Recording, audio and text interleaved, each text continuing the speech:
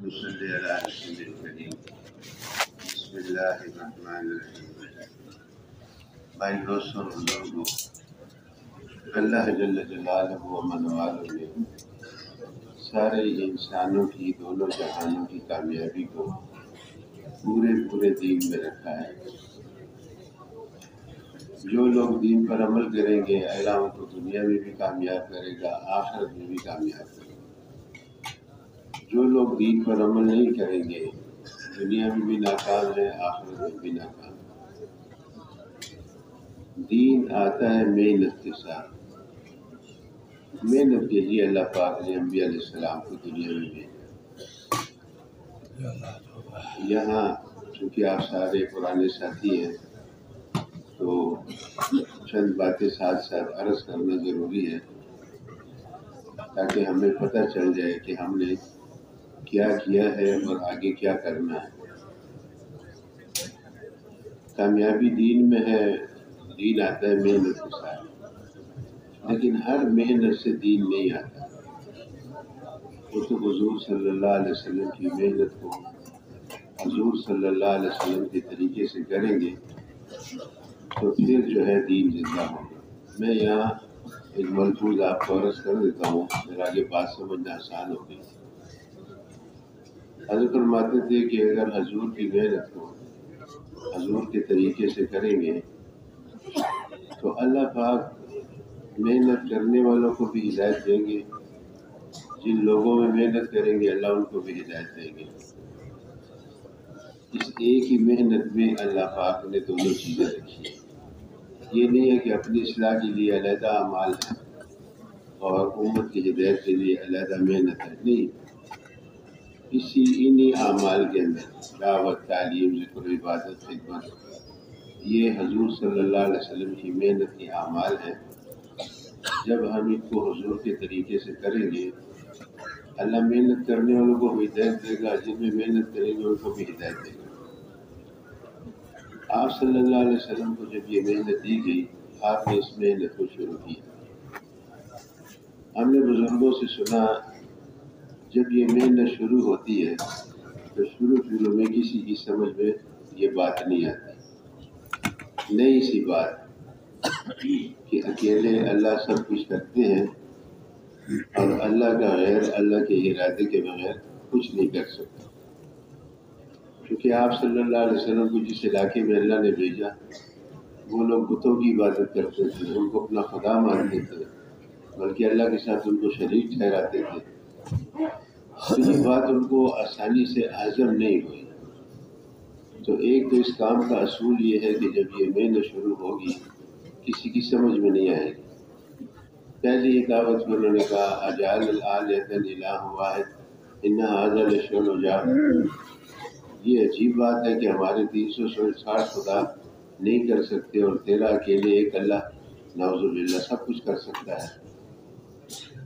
دوسرا، اس کام کے اندر جب یہ محنت شروع ہوگی مخالفت ضرور ہوگی۔ آپ صلی اللہ علیہ وسلم نے بھی جب اس محنت کو شروع کیا تو آپ کی بھی مخالفت ہوئی۔ اور تیسرا اصول یہ ہے کہ جب یہ محنت ہوگی، مخالفت ہوگی تو یہ مخالفت اپنے گھر سے شروع ہوگی، اپنے محلے سے، اپنے علاقے سے، اپنے رشتہ داروں سے، اپنے جاننے والوں سے۔ آپ صلی اللہ علیہ وسلم نے بھی جب اس محنت کو شروع کیا سب سے پہلے مخالفت آپ کے چچا نے کی۔ لیکن انبیاء علیہ السلام کی زندگی میں ایک بات یہ بہت نمایاں ہے کہ نبیوں نے کسی وجہ سے، کسی دنیا کے تقاضے کی وجہ سے اس کام کو پیچھے نہیں کیا، اس کام کے اندر فرق نہیں آنے دیا۔ حضرت آدم علیہ السلام سے لے کر اور جناب رسول پاک صلی اللہ علیہ وسلم تک سارے انبیاء علیہ السلام کی زندگی میں دیکھیں تو اس میں یہی بات ملے گی۔ پھر اس کے بعد خلفائے راشدین ہیں، حضرات صحابہ کرام ہیں، ان کی بھی زندگی میں یہی بات ملے گی۔ دیکھو آپ صلی اللہ علیہ وسلم نے پہلے ہی دن سے اپنے ہر صحابی کو داعی بنایا ہے، کیونکہ دین جو زندہ ہوتا ہے وہ دعوت سے زندہ ہوتا ہے۔ حاجی عبدالوہاب صاحب رحمۃ اللہ علیہ یہ بات بہت فرماتے تھے، آپ نے بھی سنی ہوگی، اور کہ آپ بھی جب محلے میں گشت کرتے ہیں، دعوت دیتے ہیں چلے سے روزے میں، آپ بھی یہ بات بہت کہتے ہوں گے کہ بھئی آپ صلی اللہ علیہ وسلم نے اپنے ہر صحابی کو داعی بنایا اور اپنے صحابہ کی ایسی تربیت فرمائی کہ انہوں نے بھی اس کام کو مقدم رکھا۔ دعوت سے دین زندہ ہوتا ہے۔ پھر دین کے شعبے ہیں، اور دین کے شعبے جو ہیں اس میں بھی زبردست کشش ہے۔ آپ دیکھیں بعض لوگ ہوتے ہیں اتنے نفل پڑھتے ہیں، اتنی لمبی تہجد پڑھتے ہیں، نماز کے اندر اپنا ایک مزہ ہے۔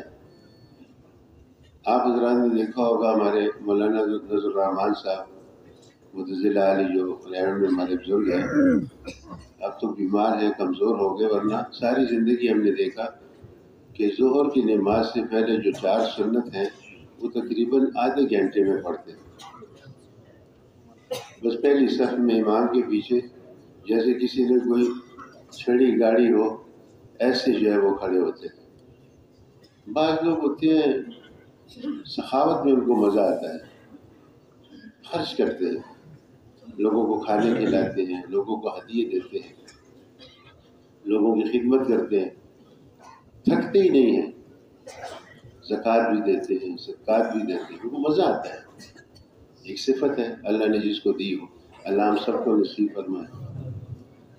بعض لوگ ہوتے ہیں ہر وقت روزہ، شدید گرمی اور نفلی روزے رکھ رہے ہیں، یہ شوال کے روزے ہیں، اور یہ جو ہے تو عید الاضحیٰ سے پہلے 10 روزے ہیں، اور یہ محرم کے روزے ہیں، اور یہ 9ویں 10ویں کا روزہ ہے، اور یہ 13 14 15 کا روزہ ہے۔ اور ہمارے ایک ساتھی ہے وہ بھی اتنے روزے رکھتے تھے، میں نے اس سے کہا، میں نے کہا یار آپ اتنے روزے رکھتے ہو یار؟ اس نے کہا یار بس رکھتا ہوں میں۔ اب اس کو روزے میں مزہ آتا ہے۔ بعض لوگ ہوتے ہیں ہر سال حج، سال میں کئی مرتبہ عمرہ، مزہ آتا ہے ان کو، اللہ کے گھر کے ساتھ ان کی محبت، اچھی بات، اللہ ہمیں بھی سب کو نصیب فرمائے۔ لیکن حضور صلی اللہ علیہ وسلم کی محنت میں یہ ساری چیزیں ملی ہیں۔ جب آپ صلی اللہ علیہ وسلم نے آپ کو، آپ کے صحابہ کو دعوت پہ ڈالا تو ہر صحابی داعی تھا، دعوت دیتا تھا۔ اچھا حاجی صاحب یہ بات بہت فرماتے تھے، اللہ نے محنت کرنے والا پہلے بھیجا اور دین کو بعد میں نازل فرمایا۔ یہ سارے نبیوں کی زندگی میں ملے گا، کیونکہ محنت کے بغیر دین ہے نہیں۔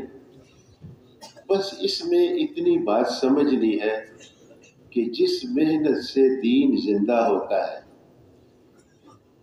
حضور والی جو محنت ہے، جو دعوت کا کام ہے، جب اس کے ذریعے دین زندہ ہونا شروع ہو جائے تو دعوت کے اندر نقص نہ آئے اور دین کے شعبوں میں آدمی پھنس نہ جائے۔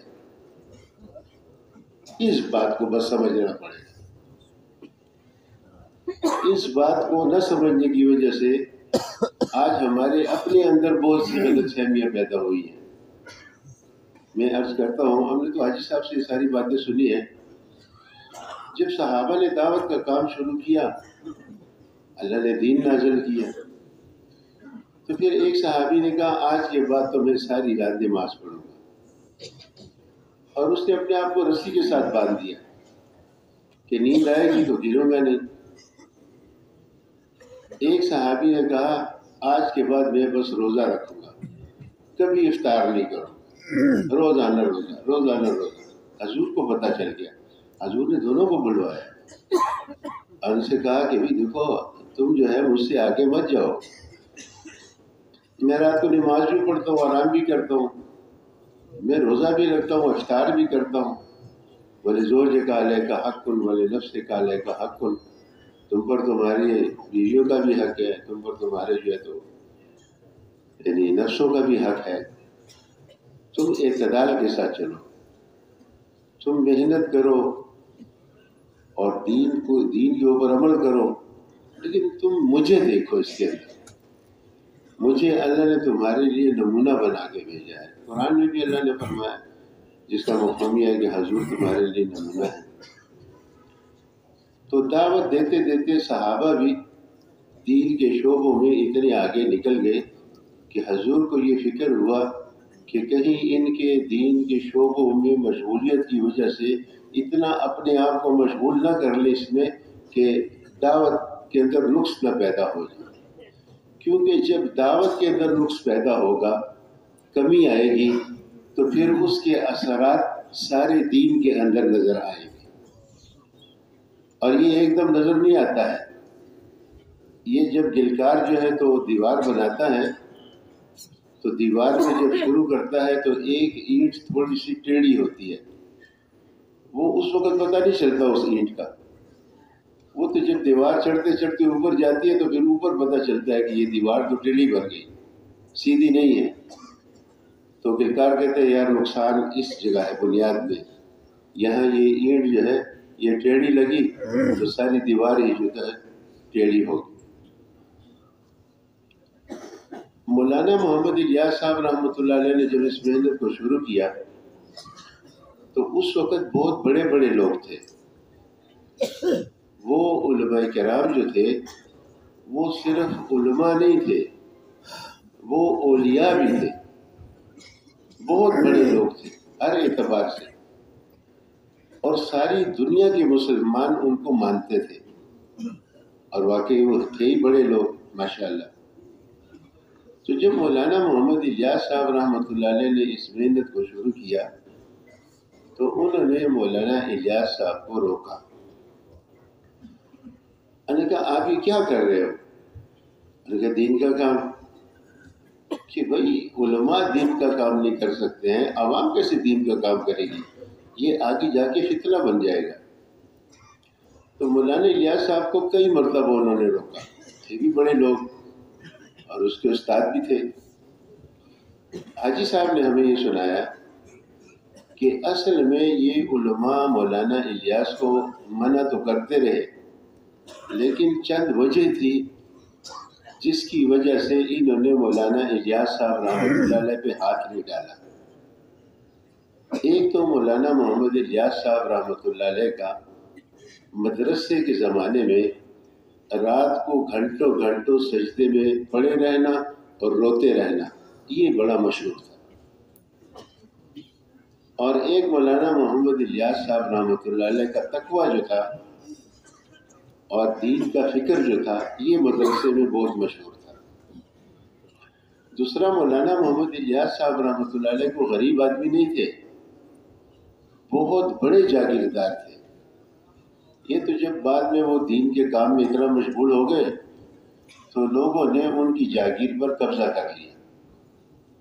تو ایک مرتبہ پرانے ساتھی آئے اور انہوں نے کہا کہ حضرت آپ کی اتنی بڑی جاگیر ہے اور یہ لوگوں نے قبضہ کر رکھی ہے، ہم نے وکیل کے ساتھ بات کی ہے، وکیل نے یہ کہا ہے کہ آپ ایک مرتبہ اس شخص کو لے آؤ جو اس جائیداد کا، جو اس پراپرٹی کا مالک ہے، جاگیر کا، وہ آ کے عدالت میں صرف اتنا کہہ دے کہ یہ جاگیر میری ہے، بس پھر ہم کیس لڑتے رہیں گے اور اس کو اس کی جاگیر واپس لے دیں گے۔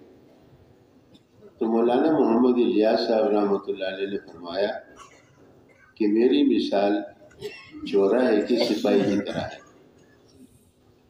جو ٹریفک کو کنٹرول کیے ہوئے ہے۔ اگر یہ سپاہی تھوڑی دیر کے لیے بھی اس سے غافل ہو جائے یا اپنی جگہ کو چھوڑ دے، اپنے کام کو چھوڑ دے، تو پھر ایکسیڈنٹ ہونے کا خطرہ ہے۔ اسی طرح اگر میں اپنا فکر جو ہے اس کام سے تھوڑا سا بھی ادھر کر دوں تو امت کے اندر ایکسیڈنٹ ہونے کا خطرہ ہے۔ جب یہ رائیونڈ کی مسجد بن رہی تھی، یہ بھی حاجی صاحب نے سنایا مشورے میں، جب رائیونڈ کی مسجد بن رہی تھی، یہ نیا مرکز جب بنا، تو حاجی صاحب نے فرمایا کہ ہم نے وہ قبلہ انجینئر کو بلایا کہ بھئی اس میں قبلے کا نشان تم رکھو کہ قبلہ کہاں نکلتا ہے۔ تو کہتے ہیں انجینئر نے جب وہ قطب نما رکھا تو اس نے کہا جی نشان لگایا. اس نے کہا جی یہ قبلہ ہے, یہاں پر آپ محراب بنائیں, یہ قبلے کا رخ ہے. تو حاجی صاحب نے کہا کہ وہ قبلہ ذرا سا ترچھا تھا. تو میں نے انجینئر سے کہا کہ یار اگر ہم اس نشان کو تھوڑا سا اس طرف کر لیں تو ہماری مسجد سیدھی ہو جائے گی. یہ اس نشان کی وجہ سے ہماری مسجد تھوڑی سی ٹیڑھی ہو رہی ہے. تو کہتے ہیں کہ انجینئر نے کہا کہ اگر آپ اس نشان کو ہلائیں گے تو یہ پھر قبلہ بیت اللہ میں جا کے نہیں کھلے گا, پتہ نہیں یہ قبلہ کہاں پر جا کر کھلے گا.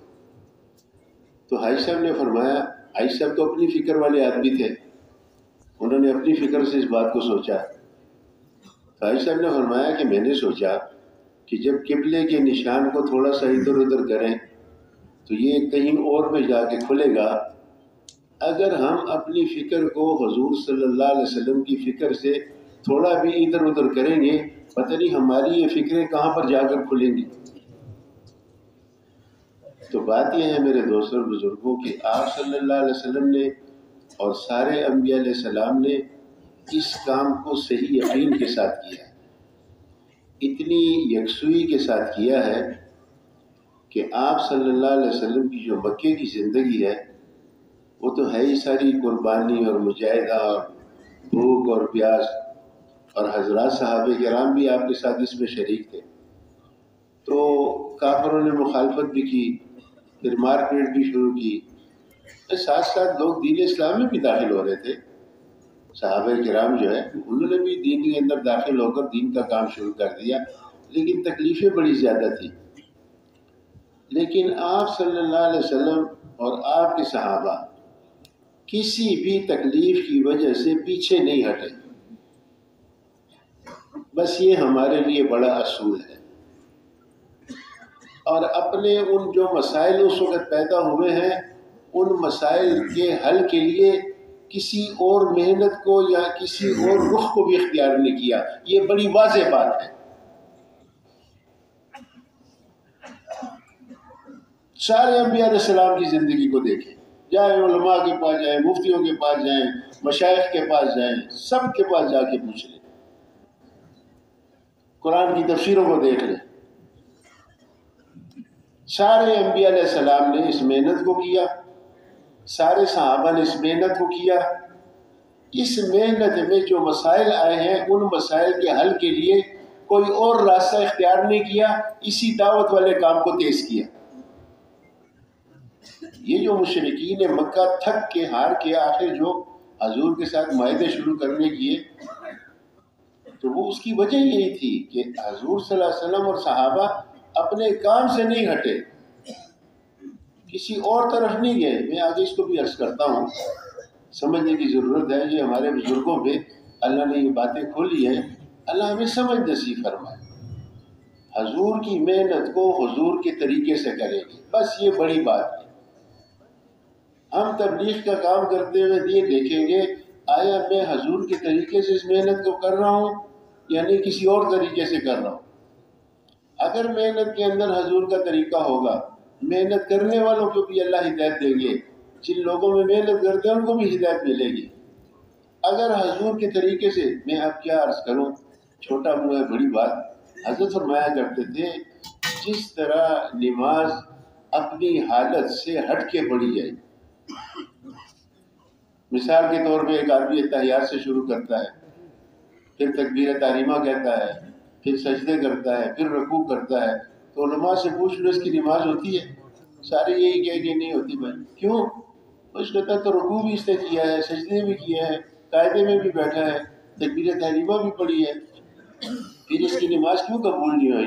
علماء فرمائیں گے اس میں حضور صلی اللہ علیہ وسلم کا طریقہ نہیں. جس طرح نماز کی ترتیب میں بگاڑ نماز کی ساری تاثیر کو ختم کر دیتا ہے, یہ حضرت کے الفاظ ہیں, توجہ سے سنیں. جس طرح نماز کی ترتیب جو ہے اس کے اندر جب بگاڑ آ جاتا ہے تو نماز اپنی ساری تاثیر کو کھو دیتی ہے. گناہوں سے منع ہونے میں, اللہ کی طرف سے آسمان کے دروازے کھلوانے کی ترتیب میں, اور جو ہے دعاؤں کی قبولیت میں، اور جو ہے سارے جتنے بھی اس کے فوائد ہیں، وہ ساری چیزیں جو ہے یہ کھو بیٹھے گا آدمی، کوئی فائدہ اس کو نہیں ہوگا، کیونکہ نماز کی ترتیب بدل گئی۔ اسی طرح حضور صلی اللہ علیہ وسلم کی محنت جب حضور صلی اللہ علیہ وسلم کے طریقے سے کریں گے تو جو فوائد، جو تاثیر، جو اللہ کے وعدے، مدد، نصرت، ہدایت، یہ ساری چیزیں اس کے ساتھ آتی چلی جائیں گی۔ اور تبلیغ کے کام میں جب ترتیب میں بگاڑ آ جائے گا تو جس طرح نماز کا بگڑنا ساری نماز اور سارے دین کو بگاڑتا ہے، اسی طرح محنت کی ترتیب کا بگڑنا جو ہے وہ ساری ہدایت والی جو آنے والی چیز ہے اور اللہ کی مدد اور یہ ساری چیزیں اس کے اندر رکاوٹ پیدا کرتی ہیں۔ اس لیے بہت ضروری بات ہے، ہم نے محنت بھی کرنی ہے اور محنت کی حفاظت بھی کرنی ہے۔ آخر تھک ہار کے کافروں نے جو ہے ایک وفد بنایا اور حضور صلی اللہ علیہ وسلم کے چچا ابو طالب کے پاس بھجوایا۔ وہ بڑی موافقت کرتے تھے ان کی، لیکن پھر وہ بیمار ہو گئے تو ابو جہل اور ان کے ساتھی ابو طالب کے پاس گئے۔ یہ تو صحابہ میں لکھا ہے۔ جا کے اس سے کہا دیکھو بات یہ ہے کہ ہم دیکھ رہے ہیں کہ تیری طبیعت دن بدن ناساز ہو رہی ہے اور ہمیں یہ ڈر ہے کہ اس بیماری میں کہیں تیرا انتقال نہ ہو جائے، اور تجھے اچھی طرح معلوم ہے کہ تیرے اور ہمارے اور تیرے بھتیجے کے درمیان کچھ اختلاف ہے۔ ہم یہ چاہتے ہیں کہ تو اپنے بھتیجے کو بلا لے اور اس کو بٹھا لے، کچھ باتیں ہم اس کی مان لیتے ہیں، کچھ باتیں وہ ہماری مان لیں، تو ہم آپس میں صلح کر لیتے ہیں۔ اس میں اگر تیرا انتقال ہو بھی گیا تو کم از کم تیرے بعد اختلاف تو ختم ہو جائے گا۔ ابو طالب نے کہا تم لوگوں نے کوئی ایسی بری بات تو نہیں کی، اور حضور کے پیچھے جواب بھجوایا۔ آپ صلی اللہ علیہ وسلم تشریف لائے۔ جب آپ گھر میں داخل ہوئے کمرے میں اور ان کفار مکہ کو دیکھا اور اپنے چچا کو دیکھا تو سمجھ گئے کہ کچھ معاملہ ہے، اور آ کر اپنے چچا کے پیروں کی طرف چارپائی پہ بیٹھ گئے۔ آپ کے چچا نے بات کرنی شروع کی۔ انہوں نے کہا دیکھو بھتیجے بات یہ ہے کہ یہ جتنے لوگ بھی بیٹھے ہیں یہ اس علاقے کے عزت مند لوگ ہیں، اور یہ تیرے پاس آئے ہیں، میرے پاس آئے ہیں، تیری کچھ باتیں ہیں ان کے ساتھ، اور بیٹا دیکھ لے میں بھی دن بدن کمزور ہو رہا ہوں اور اب میری بھی اتنی ہمت نہیں ہے۔ اچھا یہ جتنی بات ابو طالب نے کی حیات الصحابہ میں لکھا ہے آپ صلی اللہ علیہ وسلم نہ اپنے چچا کو دیکھ رہے تھے نہ کفار مکہ کو دیکھ رہے تھے، آپ صلی اللہ علیہ وسلم مستقل چھت کو دیکھ رہے تھے، اور یہ چچا یہ بات کر رہا ہے، اور تو ان کے ساتھ کوئی بیٹھ جائے، انہوں نے کوئی ایسی بات نہیں، کچھ افہام تفہیم کر لے، کچھ ان کی باتیں مان لے، کچھ اپنی باتیں منوا لے اور یہ آپس کا اختلاف ختم کر دو۔ وہ کہتے ہیں کہ آپ صلی اللہ علیہ وسلم کی آنکھوں میں آنسو آ گئے، اور آپ صلی اللہ علیہ وسلم نے ارشاد فرمایا جس کا مفہوم یہ ہے کہ اے چچا اگر یہ میرے ایک ہاتھ پہ سورج اور ایک ہاتھ پہ چاند کو رکھ دے میں پھر بھی اس محنت کو چھوڑنے والا نہیں۔ دیکھو جن چیزوں میں ہم الجھ گئے ہیں یا جن شعبوں کی طرف ہمارا رخ ہو گیا ہے اس کام کو چھوڑ کر یہ اچھی بات نہیں ہے۔ یہ دین کے جتنے شعبے بھی ہیں یہ دعوت کے کام کے مددگار ہیں، اس بات کو سمجھنا چاہیے۔ بھئی یہ شعبے جو ہیں دین کے، اس کے بغیر ہم کہاں چل سکتے ہیں؟ مولانا محمد الیاس صاحب رحمۃ اللہ علیہ فرمایا کرتے تھے کہ دعوت کی مثال ایسی ہے جیسے زمین، اور کلمے کی مثال ایسی ہے جیسے اس کے اندر درخت کا تنا، اور نیک اعمال کی مثال ایسی ہے جیسے شاخیں اور پھول، اور اس کے اندر اخلاق کی مثال ایسی ہے جیسے پھل، اور اخلاص کی مثال ایسی ہے جیسے پھل کے اندر رس۔ تو مولانا محمد الیاس صاحب رحمۃ اللہ فرماتے تھے بھئی ہمیں تو رس سے بھرا ہوا پھل چاہیے، ہمیں تو رس سے بھرا ہوا پھل چاہیے، لیکن وہ شاخوں کے بغیر نہیں ہے، اور شاخیں جو ہیں وہ تنے کے بغیر نہیں ہیں، اور تنا جو ہے وہ زمین کے بغیر نہیں ہے۔ اس لیے زمین کی اہمیت ہے۔ دعوت کے بغیر کلمہ نہیں ہے، کلمے کے بغیر اعمال نہیں ہے، اعمال کے بغیر اخلاق نہیں ہے، اخلاق کے بغیر اخلاص نہیں ہے۔ اس لیے دعوت کی اہمیت ہے۔ اس لیے سارے نبیوں کی زندگی میں یہ ملے گا، حضور کی زندگی میں ملے گا، صحابہ کی زندگی میں یہ ملے گا کہ دعوت مقصد ہے، اس کے ساتھ دین کے سارے شعبے زندہ ہوئے، پھر ان شعبوں میں اتنا لگ جانا۔ 11 کے اندر ایک دفعہ 10 دن کا جوڑ تھا۔ آپ پرانے ساتھی ہیں، میں اس لیے بزرگوں کی باتیں کہتا ہوں تاکہ ہمارے اندر اس کام کے بارے میں دل جمی پیدا ہو۔ تو کوئی ادھر جا رہا ہے، کوئی ادھر جا رہا ہے، کوئی ادھر جا رہا ہے، ذرا سمجھنے کی کوشش ہے۔ ایک دفعہ ریوڑ میں 10 دن کا جوڑ ہو رہا تھا، مشورہ بیٹھا بھئی کیا کیا موضوع بیان کرنے چاہیے اور کون سا موضوع کون بیان کرے۔ تو حاجی صاحب نے فرمایا کہ بھئی بات یہ ہے دین کو بیان کرو۔ تو ہمارے حاجی بشیر صاحب رحمۃ اللہ علیہ مولانا احسان صاحب کے والد صاحب تھے، انہوں نے کہا تیرے نزدیک دین کیا ہے؟ حاجی صاحب نے فرمایا بھئی میرے نزدیک دین یہ ہے کہ اگر پوری امت دین پر عمل کر رہی ہے اور ایک آدمی دین پر عمل نہیں کر رہا تو یہ پوری کی پوری امت مل کے اس ایک آدمی جو ہے دین پر لائے، اور اگر ایک آدمی دین پر عمل کر رہا ہے اور پوری امت دین پر عمل نہیں کر رہی تو یہ آدمی کوشش کرے کہ یہ پوری امت دین پر کیسے آئے گی۔ خیر بشیر صاحب نے فرمایا بھائی ہم نے بزرگوں سے یہ نہیں سنا، یہ کوئی دین نہیں۔ مولانا سید احمد خان صاحب رحمۃ اللہ علیہ بیٹھے تھے، انہوں نے بھی کہا، انہوں نے کہا ہاں بھائی ہم نے تو یہ نہیں سنا۔ تو عائشہ صاحب نے کہا مولانا سید خان صاحب سے آپ کو تو مولانا میں ابھی سمجھا سکتا ہوں، کیونکہ آپ اس وقت موجود تھے، مجھے یاد ہے جب مولانا محمد الیاس صاحب رحمۃ اللہ علیہ نے یہ فرمایا کہ دین کے اندر بعض احکامات ایسے ہیں ان کی حیثیت ایسی ہے جیسے جڑ اور بنیاد، اور دین کے اندر بعض احکامات ایسے ہیں جس کی حیثیت ایسی ہے جیسے شاخیں، پھول، پتے۔ مولانا محمد الیاس صاحب رحمۃ اللہ فرماتے تھے اگر ایک آدمی شاخوں، پتوں اور پھولوں والے احکامات کے اندر اتنا مشغول ہے کہ اس سے جڑ اور بنیاد والے احکامات رہ گئے تو یہ کبھی کبھی بھی پوری نہیں ہو سکتی۔ اور اگر ایک آدمی جڑ اور بنیاد والے احکامات کے اندر اتنا مشغول ہے کہ اسے وقت ہی نہیں ملا کہ وہ پھولوں اور پتوں اور شاخوں والے احکامات پورے کر سکے، تو اللہ جل شانہ چونکہ اس نے بنیادی احکامات پورے کر دیے، اس کی برکت سے اللہ پاک اس کی کمی کو پورا فرما دے گا۔ تو مولانا سید احمد خان صاحب نے فرمایا کہ ہاں یہ بات تو ہم نے کئی مرتبہ مولانا الیاس صاحب سے سنی۔ انہوں نے کہا پھر جاؤ تم ہی جا کے اس کو بیان۔ پھر مولانا سید خان صاحب کا بیان طے ہوا اور اس نے کہا بھائی اسی موضوع کو بیان کرو۔ اصل میں میرے دوستوں بزرگوں، مولانا محمد الیاس صاحب رحمۃ اللہ علیہ پہ اللہ نے جو کھولا اس کو کوئی سوچ نہیں سکتا۔ بس اتنا ہے کہ ہمارے بزرگوں نے اس کام کی جو اصول بنائے ہیں اس کے اندر ہم تجربے نہ کریں۔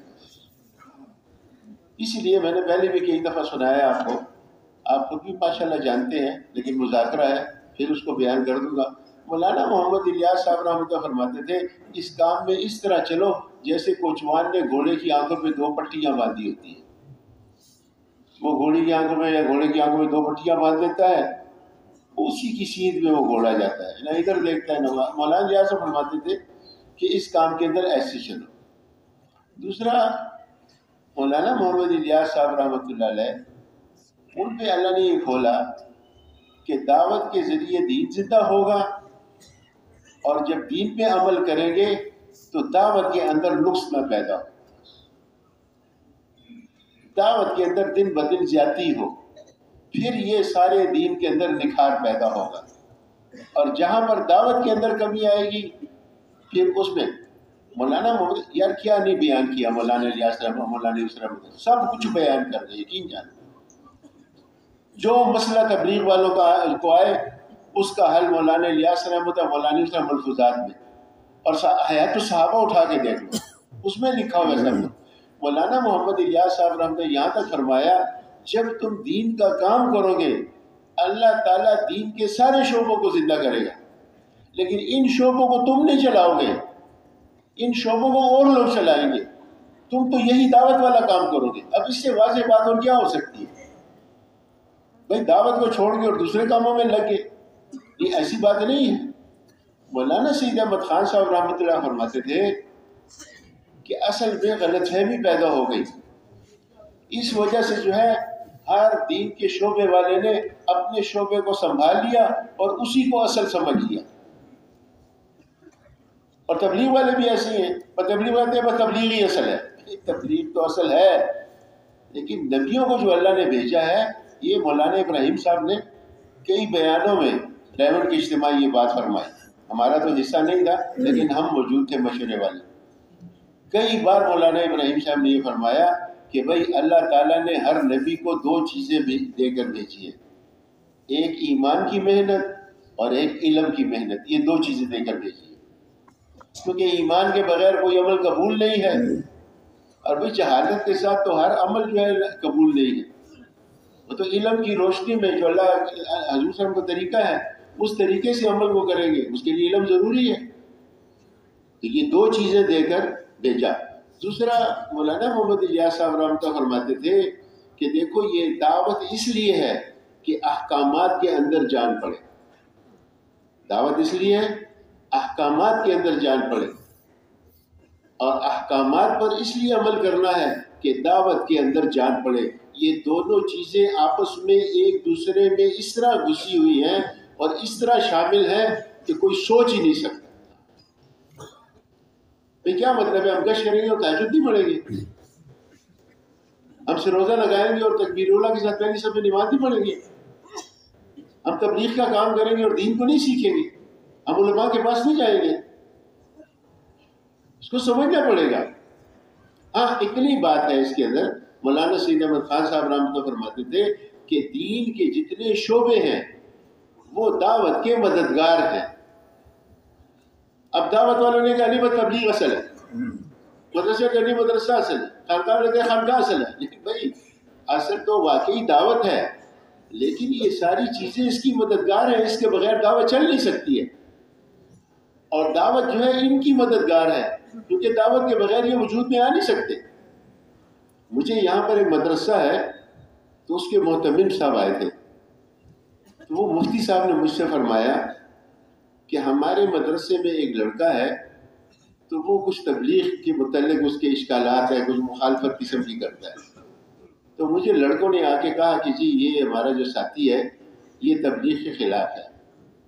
تو کہتے ہیں میں گیا ایک دن کلاس میں تو میں نے سارے بچوں سے کہا کہ بھائی 50-60 بچے پڑھتے ہیں اس کی کلاس میں، طالب علم، کہتے ہیں میں نے کہا یہ بتاؤ کہ تم میں سے کون کون لڑکا ایسا ہے جس کا باپ تبلیغی ہے اور اس نے تبلیغ کے کام میں لگ کر پھر اپنے بچوں کو جو ہے تو مدرسے میں داخل کیا ہے؟ تو اس نے کہا کہ تقریباً 60 میں سے 55-56 ہاتھ اٹھے ہیں کہ ہم تبلیغ کی وجہ سے مدرسے میں، یہ مفتی صاحب نے فرمایا۔ اور کہتے ہیں 3-4-5 لڑکے ایسے تھے جنہوں نے کہا ہمارا باپ تاجر ہے لیکن اس نے ہمیں یہاں داخل کر دیا، ہمارا باپ جو ہے کسی اس میں دفتر میں افسر ہے اور اس نے ہمیں یہاں داخل کر دیا۔ تو دیکھو یہ دعوت جو ہے ان شعبوں کی مددگار ہے، اور یہ شعبے جو ہیں یہ دعوت کے کام کے مددگار ہیں، یہ ساری چیزیں ضروری ہیں، بس اس میں اتنا خیال رکھنا ہے کہ دعوت کے اندر کمی نہ آئے، باقی دین کے سارے شعبوں کو ہم نے زندہ کرنا ہے۔ اس لیے میرے دوستوں بزرگوں، آپ صلی اللہ علیہ وسلم نے اپنے صحابہ کو پہلے ہی دن دعوت پہ ڈالا ہے، اور حاجی صاحب اس بات کو کہتے کہتے دنیا سے چلے گئے، تھک کے بیچارے، کہ بھئی ہم میں سے ہر ایک کو روزانہ ایمان یقین کی دعوت دینی چاہیے، روزانہ تعلیم کے حلقے میں بیٹھنا چاہیے، روزانہ ذکر و عبادت کرنا چاہیے، روزانہ خدمت کرنی چاہیے، اور بھئی اپنی ذات سے کرتے ہوئے اور لوگوں کو بھی اس پر لاؤ، اور لوگوں کو اس طرح لاؤ کہ وہ اوروں کو لانے والے بنے، اور قیامت تک کے آنے والے انسان تک جو ہے دین بھی پہنچ جائے اور دین کی محنت بھی پہنچ جائے۔ اب میرے دوستوں بزرگوں، ہم اپنے محلے میں یہ دیکھیں، ہم نے اپنی مسجد میں کتنے لوگوں کو دائی بنایا ہے۔ 4 مہینے چلنے کی قید نہیں ہے۔ حاجی صاحب نے کبھی بھی یہ نہیں فرمایا کہ بھئی ہر تبلیغ والے کو روزانہ ایمان یقین کی دعوت دینی چاہیے، ہر تبلیغ والے کو روزانہ جو ہے تو تعلیم کے حلقے میں بیٹھنا چاہیے، بلکہ حاجی صاحب یہی فرماتے تھے بھئی ہر مسلمان کو روزانہ جو ہے ایمان یقین کی دعوت دینی چاہیے۔ ابھی ہم پرسوں پیر کے دن جو ہے تو ریونڈ سے مشورے سے آئے ہیں۔ اس دفعہ ماہانہ مشورے کی جب دعا ہو رہی تھی تو دعا سے پہلے بھائی حشمت صاحب ہیں، ہمارے لاہور کے بزرگ ہیں، انہوں نے مائک لیا، انہوں نے کہا جی آپ سب کی خدمت میں یہ درخواست ہے کہ رات کو ہم سارے مشورے والے بیٹھے تھے اور ہم نے آپس میں سوچا ہے تو یہ بات سامنے آئی ہے کہ ماشاءاللہ مجمع بھی دن بدن بڑھ رہا ہے اور پرانے ساتھی بھی کافی بڑھ رہے ہیں، ملکوں میں بھی کافی خروج ہے، اندرون ملک مستورات سارے تقاضے ماشاءاللہ پورے ہو رہے ہیں، لیکن مجمع میں سے ایمان یقین کی دعوت جو ہے اس کی بہت کمی نظر آ رہی ہے۔ انہیں فرمایا ہم نے رات کو مشورہ کیا ہے، آپ سے عرض کرتے ہیں آپ اپنے مجمع کو بھی یہ فرما دیں کہ بھئی محلے کے اندر روزانہ ہم گشتوں میں لوگوں کے پیچھے ان کے گھروں میں جائیں۔ یہ بات محلوں کے اندر بہت کم ہو گئی کہ بھئی 2 ساتھیوں کی تشکیل ہو گئی اور وہ جو ہے دعا کر کے اور صلاۃ الحاجہ پڑھ کے اور اس شخص کے گھر جا رہے ہیں اور اس کو جا کے دعوت دے رہے ہیں۔ یہ چیز بہت کم ہو گئی ہے۔ دوسری انہوں نے کہا کہ دیکھو ہماری یہ جو روزانہ کی محنت ہے اس کا موضوع یہ نہیں ہے کہ ہم کسی کے پاس جا کے اس کو کہیں یار سروزے کی جماعت تیار ہے اور ہم آئیں آپ کے پاس، آپ بھی سروزے کے لیے جائیں۔ ہماری چلے کی جماعت تیار ہے، آپ کے پاس آئے ہیں، آپ بھی چلے کے لیے جائیں۔ انہوں نے کہا نہیں، یہ ہمارا موضوع نہیں ہے۔ ہمارا موضوع یہ ہے کہ ہم جس سے بھی ملیں سب سے پہلے ہم اس کے سامنے اللہ کی بڑائی کو بیان کریں، حضور صلی اللہ علیہ وسلم کی رسالت کو بیان کریں، قبر کو بیان کریں، حشر کو بیان کریں، جنت کو بیان کریں، دوزخ کو بیان کریں۔ ایمان یقین کی دعوت میں یہ باتیں آتی ہیں، میزان کو بیان کریں، فرشتوں کو بیان کریں، پلسرات کو بیان کریں۔ اب اس کی دعوت دینے کے بعد پھر اس سے مطالبہ کریں کہ بھئی آپ 4 مہینے لگائیں، آپ 4 مہینے کب لگائیں گے؟ آپ جو ہے تو چلہ لگائیں، آپ چلہ کب لگائیں گے؟ آپ 3 دن کا ارادہ کریں۔ انہوں نے کہا ڈائریکٹ جو ہے کسی کو یہ مت کہو، یہ دعوت نہیں ہے، یہ اس مشورے میں انہوں نے کہا۔ تو انہوں نے کہا اگر یہ ہمارا پورا سارا مجمع جو ہے محلوں کے اندر روزانہ اس ترتیب پہ آ جائے تو اس کا سب سے پہلا فائدہ تو جو دعوت والے لوگ ہیں، تبلیغ والے ساتھی ہیں ہمارے جو گشتوں میں جاتے ہیں، ان کو اپنی ذات کو ہوگا، اور اس کے بعد جو ہے یہ جن لوگوں کے پاس جائیں گے ان کے ساتھ یہ بات کریں گے، پھر ان کو یہ فائدہ ہوگا۔ پھر ان کو اس بات پہ لائے کہ بھئی آپ اپنے گھر میں مستورات کے ساتھ بھی یہ بات کریں، آپ اپنے بچوں کے ساتھ بھی یہ بات کریں، آپ اپنی دکان میں بھی یہ بات کریں، آپ اپنے دفتر میں بھی یہ بات کریں، جہاں آپ روزانہ شغل کی جگہ ہے وہاں پر بھی یہ بات کریں، کسی شادی بیاہ میں جائیں وہاں پر بھی یہ بات کریں۔ آپ کی مستورات بھی ایسی ہوں، ہوتا ہے جاتی ہیں مستورات، شادی بیاہ میں بھی جاتی ہیں، اپنے عزیزوں کے گھر بھی جاتی ہیں، بہن بھائیوں کے گھروں میں بھی جاتی ہیں۔ آپ کی مستورات بھی جب شادی بیاہ میں جائیں، کسی میت کے گھر جائیں، اپنے بہن بھائیوں کے گھروں میں جائیں، آپ کی مستورات بھی وہاں جا کر یہ بات کریں۔ اور جب آپ کی مستورات جو آپ کی سالی یا آپ کے جو ہے بھائی کے بچے یا اور آپ کے رشتہ دار آپ کے گھر میں آتے ہیں تو آپ کی بیٹی، آپ کی جو ہے تو بیوی، وہ بھی جو ہے تو ان کو یہی بات کرے اور دعوت دیں۔ انہوں نے کہا اس کی کمی بہت محسوس ہو رہی ہے، تو انشاءاللہ کریں گے نا جی۔ اس کے لیے میرے دوستوں بزرگوں، ہمیں بزرگوں نے اعمال دیے کہ بھئی ان اعمال سے اپنی مسجد کو آباد کرو۔ دیکھو ایک تو اللہ کے راستے میں نکلنا ہے، جب اللہ کے راستے میں نکلیں گے وہاں پر بھی یہی اعمال کرنے ہیں، جب اللہ کے راستے سے واپس آئیں گے پھر اپنی مسجد میں بھی آ کر یہی اعمال کریں گے۔ بھئی دیکھو ایک آدمی اگر سال کے لیے بھی چلا جائے آخر اپنی مسجد اور اپنے گھر میں آ کے رہے گا۔ حالانکہ سال کی تشکیل سب سے لمبی تشکیل ہے، اگر کوئی 7 مہینے کے لیے جائے، اندرون ملک سال جائے مستورات 3 مہینے میں جائے، سے روزہ میں جائے، چلہ میں جائے، آخر زیادہ وقت ہر انسان کا اپنے مقام پر ہی گزرتا ہے۔ اس لیے یہ مقامی محنت جو ہے یہ ضروری ہے۔ دیکھو جب ہم چلے کے لیے جاتے ہیں تو وہاں پر اعمال کرنے کی برکت سے اور اللہ کے راستے کے خروج کی برکت سے ہماری ایک کیفیت بنتی ہے۔ جب ہم واپس آتے ہیں آہستہ آہستہ وہ کیفیت ختم ہونا شروع ہو جاتی ہے۔ اس کی وجہ یہ ہے کہ جو اعمال جس طریقے سے بھائی صبح بیان ہوتا ہے چلے کے دوران، پھر تعلیم کا حلقہ 2 گھنٹے کا، پھر ظہر کے بعد مذاکرے گشتیں، عصر کے بعد گشتیں ملاقاتیں، عشاء کے بعد جو ہے تو بیان اور ملاقاتیں اور عمومی گشت، وہاں تو روزانہ یہ سلسلہ ہے۔ تہجد بھی پڑھتے ہیں ماشاءاللہ ساتھیہ، تسبیحات بھی پورے کرتے ہیں، تلاوت بھی کرتے ہیں۔ جب اپنے مقام پہ آتا ہے پھر مشغولیت ہو جاتی ہے، کاروبار ہے، دکان ہے، دفتر ہے، اور بیوی بچے ہیں، اور مرنا جینا ہے، آنا جانا ہے رشتہ داروں کے یہاں، یہ ساری مشغولیتیں ہو جاتی ہیں۔ تو اعمال کے اندر کمی آ جاتی ہے، اس میں پھر اس کیفیت میں بھی کمی آنا شروع ہو جاتی ہے۔ اگر ہم مقام پر رہ کر بھی انہی اعمال کا اہتمام کریں تو جو کیفیت ہماری اللہ کے راستے میں تھی وہی کیفیت ہماری دکان میں بھی ہوگی، وہی کیفیت ہماری دفتر میں بھی ہوگی۔ اس لیے بزرگ فرماتے ہیں بھئی اپنے مقام پہ رہ کے ہم اپنی مسجد کو ان اعمال سے آباد رکھیں۔ ان اعمال سے آباد رکھنے کا کیا مقصد ہے؟ حاجی صاحب فرماتے تھے دیکھو ہر مسلمان کو مسجد کے ساتھ جوڑو۔ ہم نے ایسا رویہ اختیار کیا ہوا ہے اپنے محلے میں کہ ہمارے محلے کے لوگ یہ سمجھتے ہیں کہ یہ تبلیغ کا کام ان تبلیغ والوں کا کام ہے، اور ہم بھی سوچتے ہیں کہ یہ گشت تعلیم اور یہ سے روزہ یہ ہمارے ہی کام ہے۔ اگر وہ لوگ بیٹھ گئے تو ٹھیک ہے، اگر نہیں بیٹھے تو بس ان کا کام تو نہیں ہے۔ اگر کسی نے ہمارے ساتھ سے روزہ لگا لے ٹھیک ہے، ورنہ اس کا کام تو نہیں ہے۔ نہیں، عائشہ فرماتے تھے بھئی محلے کے ہر آدمی کو یہ سمجھاؤ اس کے پاس جا کر کہ تجھے حضور صلی اللہ علیہ وسلم کے بعد اللہ پاک نے حضور کی محنت کا ذمہ دار بنایا، چاہے یہ 4 مہینے سے لگایا نہیں لگایا، روزہ لگایا نہیں لگایا، شب جمعہ آتا ہے نہیں آتا، لیکن مسلمان تو ہے نا۔ ہم اپنے ذہن میں سب سے پہلے یہ بٹھائیں کہ یہ تبلیغ کا کام صرف تبلیغ والوں کا کام نہیں ہے، بلکہ تبلیغ کا کام جو ہے یہ ہر مسلمان کا کام ہے۔ پھر ہم محلے کے ہر آدمی کو جو ہے اس نظر سے دیکھیں گے، اس نظر سے تولیں گے۔ ابھی تو ہمارے ذہن میں آ رہی ہے نیا آدمی ہے اس کے ساتھ کیسی بات کر، نہیں، تو یہ حضور کا امتی ہے اور یہ اس محنت کا ذمہ دار ہے۔ اب ہمارے مسجد کے جو اعمال ہیں بھئی اس میں ایک عمل ہے مشورہ۔ مولانا انعام الحسن صاحب رحمۃ اللہ علیہ فرماتے تھے یہ مشورہ جو ہے اس کا مقصد فکروں کو بڑھانا ہے۔ بھئی یہ جملہ یاد رکھ لو، یہ مولانا انعام الحسن صاحب رحمۃ اللہ فرماتے ہیں مشورے کے ذریعے ہم نے اپنی فکروں کو بڑھانا ہے۔ مشورہ ایسی چیز ہے جس سے فکر بڑھے گا۔ اب میرے دوستوں بزرگوں، ہماری مسجد کا مشورہ کیا ہے؟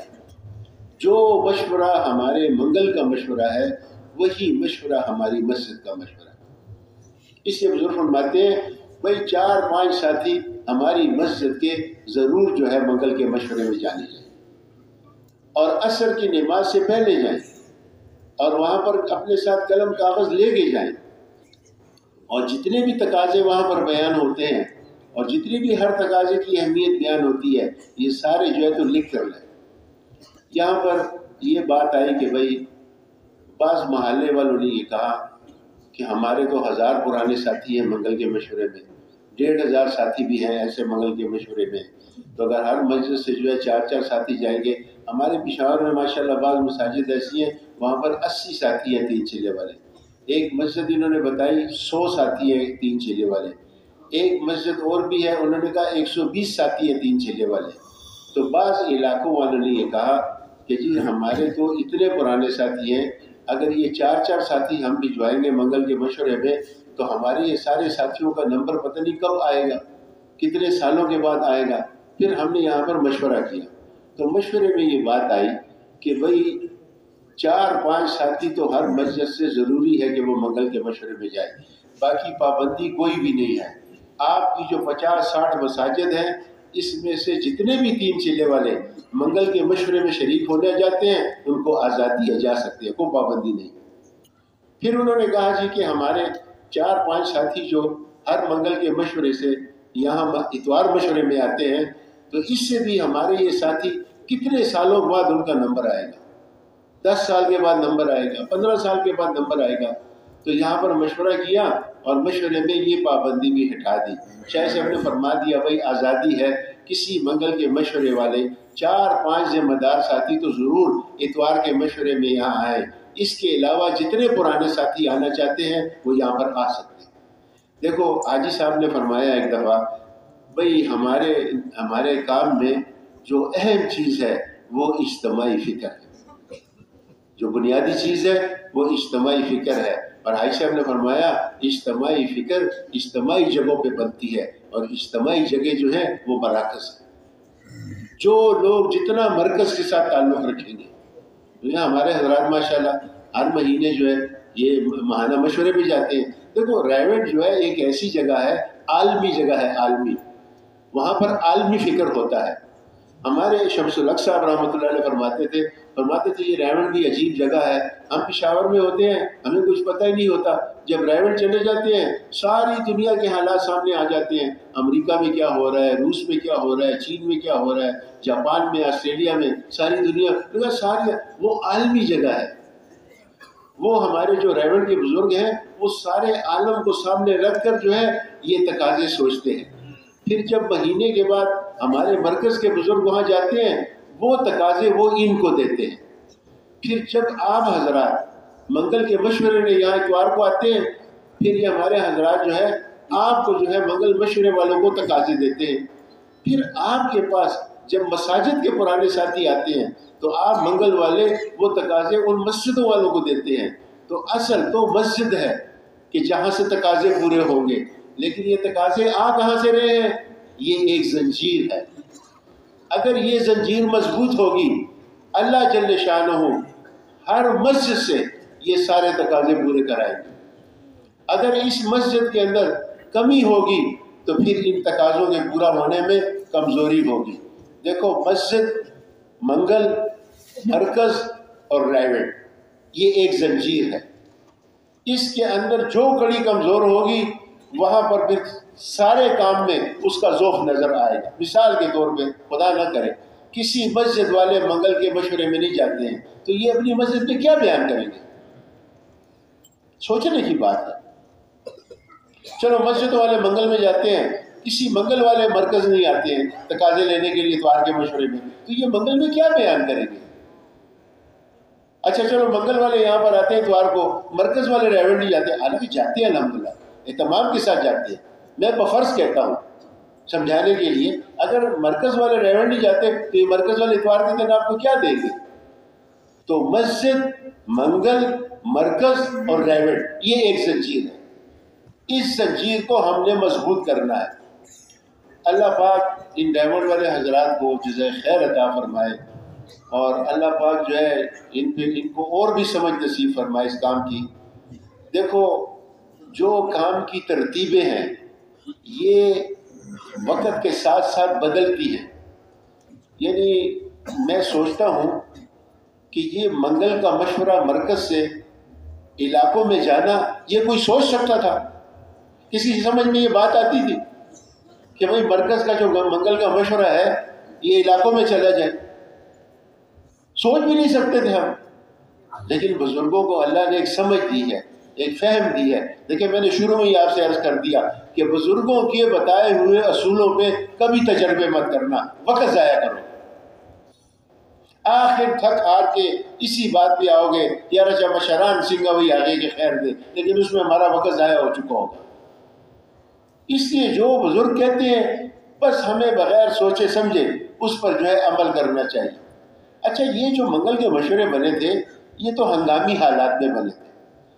اب جب 1 سال 2 سال 3 سال گزر گئے اب اس میں ریونٹ والوں نے تھوڑی سی اور امپرومنٹ کی ہے، تبدیلی کی ہے. دیکھو منگل کے مشورے اور ہفتہ واری مشورے اس سے مقصود کیا ہے؟ پچھلے مہینے جب ہم ماہانہ مشورے پہ گئے تھے تو ریونٹ والوں نے ہمارے ساتھ ایک مذاکرہ کیا. یہ جو شورا والوں کے ساتھ لوگ جاتے ہیں ان کے ساتھ ایک مجلس ہوتی ہے، تو اس میں ریونٹ کے بزرگوں نے یہ کہا، آپ دیکھو توجہ سے یہ بات سننا، بڑی ضروری بات ہے. انہوں نے کہا اللہ کے فضل سے ہم نے منگل کے مشورے اور ہفتہ واری مشورے ایسا جال بچھا رہے ہیں کہ ایک پرانا ساتھی بھی اس سے بچ کے نہیں جا سکتا۔ یہ جو ہم گھبرا رہے ہیں نا، یار ہمارے منگل کے مشوروں کو آپ نے 2 کر دیا، ہمارے ہفتہ واری مشوروں کو آپ نے 6 کر دیا۔ دیکھو میں آپ سے عرض کرتا ہوں، ایک لطیفہ بھی آپ کو سنا دوں۔ یہاں ایک آدمی آیا تو احمد گل صاحب نے اس کو دعوت دی، تو اس سے باتیں شروع کر دی۔ تو احمد گل صاحب نے اس سے کہا اگورا دا اخ چدے کنا با اخ کے دا صفت دے چلا دے اگے باندے بار دے نہیں اخے اللہ دینا غور غور کے بھی شکل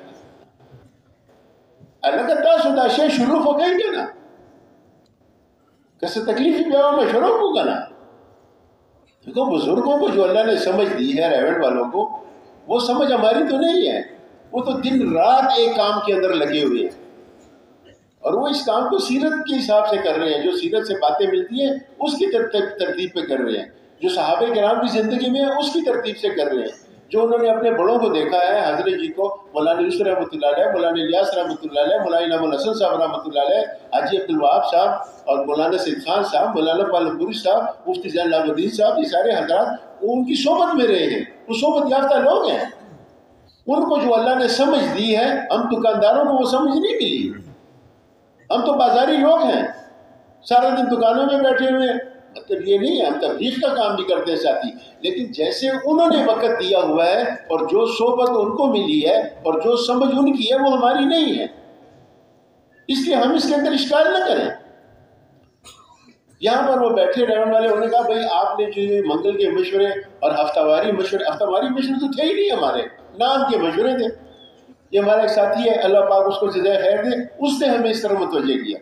انہوں نے کہا جی ہمارے یہ جو دور کے علاقے ہیں اس میں ہفتہ واری مشورے بالکل نہیں ہیں، رحمۃ اللہ اس میں بہت زور دیتے ہیں۔ پھر یہ پتہ نہیں کیا علاقہ اور شریکیرے کا علاقہ، یہاں ہم نے ساتھیوں کو بھجوایا، جمرود گئے، ہم باڑے گئے، اور یہ دور کے جتنے علاقے ہیں وہاں پر گئے، اور وہاں پر جا کے جب ان کو ترتیب بتائی تو انہوں نے کہا کہ ہاں ہمیں اس سے بہت فائدہ ہوگا۔ یہ پچھلے جمعے بھی تقریباً 14-15 مشوروں والوں کو بلایا تھا، 700-800 کا مجمع آیا تھا، ان سے کارگزاری سنی، اتنی حوصلہ افزائی۔ یہ کاکشال والے ماشاءاللہ، ان کا ایک مشورہ تھا منگل کا مشورہ، تو وہ جب ان کو کہا 2 کرو تو بیچارے گھبرا گئے، انہوں نے کہا 2 کیسے کریں جی، ہمارا تو ایک ہی مشورہ ہے۔ خیر ان کی محنت سماجت کی، اللہ ان کو جزائے خیر دے، انہوں نے منگل کے مشورے 2 کر لیے۔ پہلے ان کے ایک منگل کے مشورے میں 100 آدمی ہوتا تھا، اب انہوں نے منگل کے مشورے 2 کر دیے ہیں، اب دونوں مشوروں میں 100 پرانا ساتھی آتا ہے، کام ایک دم جو ہے 200 گنا بڑھ گیا۔ اس طرح ہم اسے گھبرائیں نہیں، یہ تو صاف لکھا ہوا ہے، ہفتہ واری مشوروں کی جو ترتیب ریوڑ سے آئی ہے وہ لکھی ہوئی ہے ہمارے پاس، اس کو پڑھ کے آپ نے بھی پڑھا ہوگا، یہ نقل آپ کو بھی دیا ہفتہ واری مشوروں کو، اس میں صاف لکھا ہوا ہے جی 15-20 مسجدیں ہوں، ایک علاقہ ہو اور اس میں پرانے ساتھی ہوں استعداد والے، بس یہ 15-20 مسجدوں والے اپنا ہفتہ واری مشورہ کریں، اور منگل کے مشوروں کو بھی ہم آہستہ آہستہ ایسا کر رہے ہیں۔ دیکھو ایک ہمارا مشورہ ہے، میرا اپنا جو منگل کا مشورہ ہے، فقیر آباد سے لے کے رنگ روڈ سے اس طرف تک، یہ قاضی کلے اور نوے کلے اور یہ جتنا علاقہ، اب یہاں ایک فقیر آباد کا آدمی اگر رکشہ میں جائے گا کم از کم 200 روپے دے گا، واپس آئے گا 200 روپے دے گا، 1 گھنٹہ بھی آنے جانے میں لے گا، حالانکہ ہمارے کام میں پیسوں کی کوئی اہمیت نہیں ہے، لیکن ہمارے بزرگ اب اس کو سوچ رہے ہیں۔ ریوڑ والے یہ کہتے ہیں کہ ہم ان ہفتہ واری مشوروں کو اور ان منگل کے مشوروں کو ایسی ترتیب پہ لانا چاہتے ہیں کہ یہ ایک آدمی اپنے گھر سے نکلے اور یہ سامنے مسجد ہے اور یہاں پر اس کا منگل کا مشورہ، یہ ایک آدمی اپنے گھر سے نکلے اور سامنے مسجد ہے اور اس میں اس کا اپنا ہفتہ واری مشورہ۔ اس کی وجہ یہ ہے کہ بھی پرانے ساتھی ضم ہو گئے ہیں، سال لگائے ہوئے علماء کرام، اتنا قیمتی مجمع ہمارا، بالکل یعنی ہمارے سر کے تاج ہے، اور چونکہ ہم ان کا پوچھتے نہیں ہیں، انہوں نے کئی جگہوں میں اپنے آپ کو مشغول کر لیا ہے۔ ہمارا ایک ساتھی منگل کے مشورے میں گیا، اس منگل کے مشورے میں بہت علاقے تھے، اس نے ایسے ہی ایک علاقے کا نام لیا، اس نے کہا جی وہ فلاں علاقے والے کتنے ساتھی ہیں اس میں، انہوں نے کہا جی 93 کسان دیا تزاڑمبر قریب، 93 ساتھی 3 چلے والے، اس نے کہا کتنے ساتھی آئے ہوئے ہیں، انہوں نے کہا جی 1 ساتھی آئے ہوئے۔ اب یہ 92 پرانوں کا کون سوچے گا اس کام کو؟ یہ بزرگ ہمارے جو ہے نا مجتمع کر رہے ہیں، مجتمع قریب، تاکہ یہ پرانے ساتھی جو ہیں اور سال لگائے علماء کرام جو ہیں وہ سارے اس کے اندر شریک ہوں، جو آدمی منگل کے مشورے میں آ جاتا ہے اس کا تعلق ریونڈ سے ہو جاتا ہے. جو منگل کے مشورے والے پشاور مرکز آ جاتے ہیں اتوار کے دن ان کا تعلق ریونڈ والوں کے ساتھ ہو جاتا ہے. جس مسجد کا تعلق ریونڈ والوں کی فکر کے ساتھ ہوگا اس مسجد کا کام آگے بڑھے گا. جس مسجد کا تعلق ریونڈ والوں کے ساتھ فکر میں نہیں ہوگا اس مسجد کا کام ایسی پھسپھسا ہوگا. کبھی سروزی کی مہینے میں 4 جماعتیں نکل جائیں گی اور کبھی 4 مہینے 1 جماعت بھی نہیں نکلے گی. تو یہ ہمارا کام جو ہے, ہماری مسجد کا مشورہ کیا ہے کہ منگل کے مشورے میں اہتمام کے ساتھ گئے, وہاں پر سارے تقاضے ہم نے لکھے. اب وہ لکھے ہوئے تقاضے صبح ہم اپنے مشورے میں رکھیں. اگر منگل کی باتیں ہم اپنے مشورے میں شروع کر دیں گے, آپ دیکھیں ہمارا کام جو ہے زمین سے آسمان پر, آسمان بھی نہیں بلکہ عرش پر پہنچ جائے گا. اب منگل میں سب سے پہلا تقاضا مثال کے طور پہ یہ بیان ہوتا ہے کہ بھئی بیرون ملک سال اور 7 مہینے کے لیے کون تیار ہے. ترغیب بھی ہوتی ہے, اہمیت بھی ہوتی ہے. ہم یہ تقاضا اپنی مسجد میں رکھ ہی نہیں سکتے. امیر صاحب بھی کہتے ہیں یار مجھے خزاڑم برگری نہیں تھا, ہمارے ساتھ تو پرانے ساتھی نہیں ہے یار, یہ تقاضا ہم پورا نہیں کر سکتے, چلو آگے چلو. تو آپ کا فکر ریونڈ کے فکر کے ساتھ شامل حال نہیں ہے. یہاں پر یہ کڑی کمزور ہے. تو پھر ہمیں کیا کرنا چاہیے؟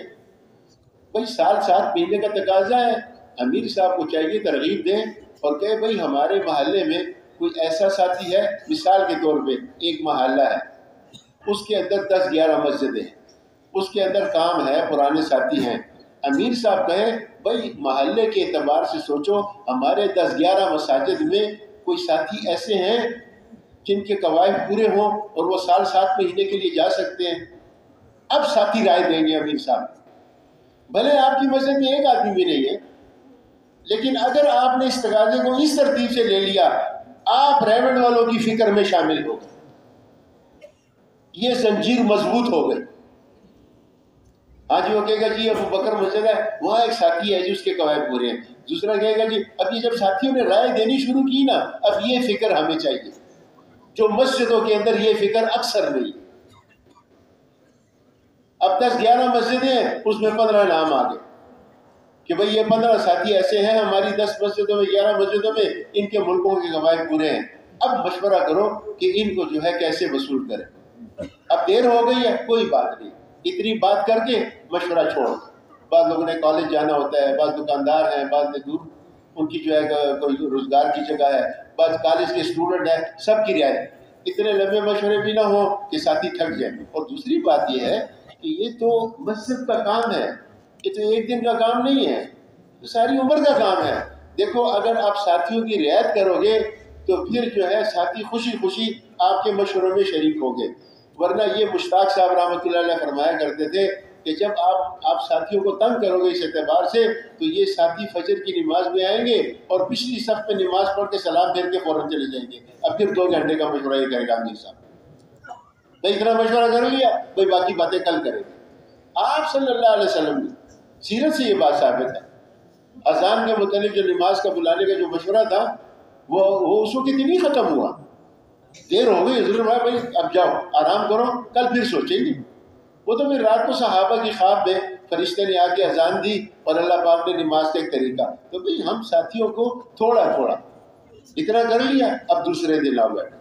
اچھا بھئی کل تک ہم نے سوچا تھا یہ 15 ساتھی ہیں جن کے قواعد پورے ہیں, اب ان کو کیسے وصول کریں. دیکھو مولانا محمد الیاس صاحب رحمۃ اللہ علیہ پہ اللہ نے جو کھولا, اللہ. دیکھو میں آپ سے ایک آسان بات کہتا ہوں, خدا کی قسم اگر اللہ کی تائید اس کام کے ساتھ نہ ہو, یہ جو ہم آج بیٹھے ہوئے ہیں یہ کبھی نہیں ہو سکتا. یہ صرف اللہ کی مدد سے یہ کام چل رہا ہے. اللہ کی تائید ہے, یہ سارا نظام چل رہا ہے. واللہ میں ابھی مستورات میں گیا تھا 15 دن کے پچھلے ہفتے. تو جس دن ہم وہاں پہنچے تو ریوڑ میں 50-55 جماعتیں تھی مستورات کی, وہ اسی وقت نکل گئی. جب ہم گئے تو ہم 72 جماعتیں تھیں. ہم 3 دن رہے, ہم نکلے, ہمارے بعد 65 جماعتیں اور آ گئی. وہ 65 نکلی, 60 جماعتیں اور آ گئی. وہ 60 نکلی, 70 جماعتیں. ایک نظام ہے اللہ پاک نے چلایا ہوا ہے. لوگ گاڑیوں پہ بسترے بھی خود باندھ رہے ہیں, لوگ جو ہے جس شہر جانا ہے وہاں راتیں بھی خود کر رہے ہیں. اور اس سردی کے موسم کو دیکھو, واللہ 3 گاڑیوں میں تو خالی جماعت والوں کے بسترے اور برتن آ رہے ہیں, اتنا سامان ہے. لیکن لوگ خوشی خوشی، خدا کی قسم اگر اللہ کی تائید، اللہ کی مدد، اللہ کی نصرت اس کام کے ساتھ، اگر اللہ پاک اس سے راضی نہ ہو یہ کام چل ہی نہیں سکتا، کیونکہ آسان کام ہے۔ ہم جب آئے ہوئے تشکیل سے واپس، اب ہمارے ساتھیوں کو بستر کے لیے جگہ ہی نہیں ملتی تھی۔ آپ یقین جانیں ہمارے ساتھیوں نے جب بستر ڈالے تو جو ہمارے ساتھیوں سے اوپر لوگ تھے ان کے پیر ان کے سروں پر تھے، اتنی تنگ جگہ ہے ریونڈ کے اندر۔ ریونڈ والوں نے خود کہا اس وقت 30,000 کا مجمع ریونڈ میں، کینٹین پہ رش ہے، مطبخ پہ رش ہے، پارکنگ کے اندر لوگوں نے بستر ڈالے ہوئے ہیں، کیا غضب کی سردی، اور آسمان کے نیچے لوگوں نے بستر ڈالے ہوئے ہیں، اور کوئی یہ نہیں کہتا کہ یار آپ نے ہمیں یار ریونڈ بلایا ہے اب ہمیں چھت تو دو کہ چھت کے نیچے بستر ڈالے۔ خدا کی قسم یہ اللہ کی مدد ہے اور کچھ بھی نہیں، عقل سے باہر ہے یہ چیز۔ اس کام کے متعلق مت سوچو، اس کام کے اصولوں کے متعلق مت سوچو، اس کام کی ترتیب کے متعلق مت سوچو، اس کام کو چھوڑ کے ادھر ادھر مت جاؤ، تھک ہار کے آخر پھر ادھر آنا پڑے۔ اس کام کو کرتے ہوئے سارے کاموں کو ہم نے کرنا۔ اس سے میرے دوستوں اور بزرگوں، ہمارا مشورہ وہ ہے جو منگل کا مشورہ ہے، اور منگل کا مشورہ وہ ہے جو یہاں مرکز میں ہم تقاضے دیتے ہیں، اور ہمارے مرکز کے تقاضے وہ ہیں جو ریونڈ سے ہم لاتے ہیں۔ اگر ہم منگل کی باتیں شروع کر دیں گے، پھر اس کے بعد اندرون سال ہے، اس کے بعد تین مہینے بیرون مستورات کا تقاضا ہے، پھر چلے کی مستورات کا تقاضا ہے، پھر 15 دن کا تقاضا ہے، پھر سے روزے کا تقاضا ہے۔ ہر مسجد والوں کو چاہیے کم از کم 2 مہینے میں ایک جماعت تو ضرور ان کی مسجد میں، ان کے محلے میں مستورات کی آنی چاہیے، اور کم از کم 2 مہینے میں ایک جماعت تو ضرور سے روزہ کی مستورات کی، یا 2 جماعتیں ان کے محلے سے نکلنی چاہیے۔ اب ہمارا مشورہ جتنا مضبوط ہوگا اتنا ہمارا کام مضبوط ہوگا۔ حضرت فرماتے تھے، یہ مولانا انعام الحسن صاحب کے الفاظ تھے، بھائی مشورے کے ذریعے فکروں کو بڑھانا ہے۔ یہ جتنا ہم مشوروں میں بیٹھیں گے نا، مشورے سے بھاگو مت، بے شک آپ کا کام ہے، میر صاحب سے کہہ دو یار خیر ہے تھوڑا مختصر کرو مشورہ، لیکن مشورے میں شریک ضرور ہو۔ یہ ہدایت والے اعمال ہیں، مشورے میں ضرور بیٹھو، گشت ضرور کرو، دوسرا گشت ضرور کرو، مسجد کو روزانہ ضرور وقت دو، بھلے تھوڑا ہی دو لیکن روزانہ دو، اور مسجد کو وقت دو، اور 3 کی جماعت میں ضرور جاؤ۔ یہاں شب جمعہ ہے، عصر سے اشراق تک کھانے اور بستر کے ساتھ ضرور آؤ مسجد کی جماعت کے ساتھ۔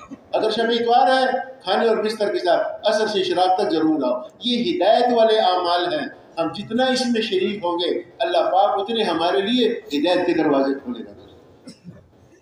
اب جو ہے ہمارے مشورے میں یہ ہے کہ بھائی ہمارا گشت کیسے مضبوط ہو۔ ایک مسجد کا ایک ساتھی تھا، ہم اسلام آباد گئے تھے ایک جماعت کی نصرت کرنے کے لیے، وہ جماعت بیرون ملک جا رہی تھی، ہم اس کو ساتھ لے گئے، تو جب واپس آ رہے تھے وہ گاڑی بہت تیز چلا رہا تھا، تو میں نے اس سے کہا یار گاڑی آہستہ چلاؤ، آپ کیوں اتنی تیز گاڑی چلاتے ہو؟ اس نے کہا جی گشت کے دن، آج ہمارا گشت کا دن ہے، تو گشت کے دن صبح امیر صاحب مشورے میں ہم 2 ساتھیوں کی تشکیل کرتے ہیں، آپ 2 ساتھیوں نے آج فلانے 2-3 ساتھیوں کے پیچھے جانا ہے، آپ 2 ساتھیوں نے فلانے 2-3 ساتھیوں کے پیچھے جانا ہے اور ان کو گشت میں لے کے آنا ہے۔ یہ ہے گشت برائے گشت، جس کو کہتے ہیں گشت برائے گشت۔ ایک یہ ہے بس میں خود چلا گیا اور جا کے گشت کر دیا، نہیں، یہ نبوت کے کام کا مزاج نہیں ہے۔ نبی لوگوں کو ساتھ لے کے چلتے تھے، نبی بنے ہوئے ماحول میں اپنے کو شریک نہیں کرتے تھے، نبی مجمع کو بناتے تھے، مجمع کو ساتھ۔ اس لیے ہم اپنی مسجد میں اس ترتیب سے کام کریں گے کہ یہ نہیں کہ گشت کا دن اور ہم جا کے شریک ہو گئے اور میرا گشت ہو گیا، نہیں، ہم نے اس گشت کو مضبوط بنانا ہے۔ سارے 3 چلے والوں کو پوچھنا ہے کہ وہ اس گشت میں شریک ہو، سارے چلے والوں پہ محنت کرنی ہے، کم از کم وہ تو اس میں شریک ہو، اور جو ہے تو سارے سے روزے والے اور سارے وہ لوگ جو ہمارے ساتھ محبت کرتے ہیں، ان سب کو ہم نے اپنے گشت میں شریک کرنا ہے۔ یہ میں آپ کو حاجی صاحب کی بات سنا رہا ہوں۔ حاجی صاحب نے مشورے میں مثال دے کے سمجھایا۔ حاجی صاحب نے فرمایا مثال کے طور پہ ایک مسجد ہے، اس مسجد کے ساتھ 50 گھر ہیں، ایک مسجد میں ایک بالغ مرد ہے، ایک گھر میں ایک بالغ مرد ہے، کسی میں 2 ہے، کسی میں 4 ہے، کسی میں 5 ہے۔ چلو تخمینہ ہم یہ نکالتے ہیں اوسطاً کہ بھئی محلے کے ہر گھر میں 3 مرد بالغ ہیں، تو 50 گھروں میں کتنے مرد ہو گئے؟ حاجی صاحب فرماتے تھے رحمۃ اللہ علیہ، یہ 150 آدمی جو ہے یہ مسجد کی جماعت ہے۔ اب ہم سوچیں یہ 150 آدمی کس دن ہمارے گشت میں شریک ہوگا. یہ گشت صرف تبلیغ والوں کے لیے نہیں ہے، یہ گشت ہر مسلمان کے لیے.